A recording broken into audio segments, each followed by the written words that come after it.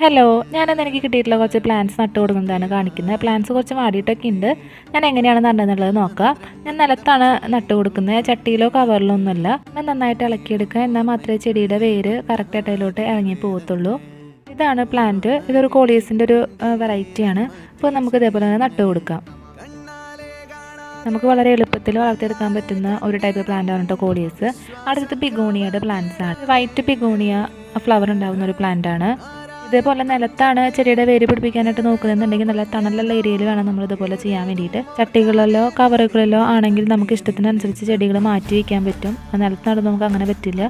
പിന്നെ ഇതേപോലെ ഫ്ലവേഴ്സൊക്കെ ഉണ്ടെന്നുണ്ടെങ്കിൽ അതൊക്കെ നമ്മൾ കളഞ്ഞതിന് ശേഷം വേണം ഇങ്ങനെ നട്ട് കൊടുക്കാൻ വേണ്ടിയിട്ട്. അപ്പോൾ ഞാൻ എല്ലാ പ്ലാന്റ്സും ഇവിടെ നട്ട് കൊടുത്തിട്ടുണ്ട്. ഇനി നല്ല രീതിയിലൊന്ന് നനച്ചെടുക്കണം. ഉണയെ നനയ്ക്കുമ്പോൾ അധികം വെള്ളം കെട്ടി നിൽക്കാത്ത രീതിയിലാണ് നനയ്ക്കാൻ വേണ്ടിയിട്ട്, അല്ലെങ്കിൽ അതിൻ്റെ തണ്ട് അഴുകി പോകാനുള്ള ചാൻസ് ഉണ്ട്. നട്ട് 22 ദിവസം കഴിഞ്ഞിട്ടുള്ളതാണ് ഈ ഒരു വീഡിയോ. പ്ലാന്റ്സ് എല്ലാം തന്നെ നല്ല രീതിയിൽ വളർന്നിട്ടുണ്ട്.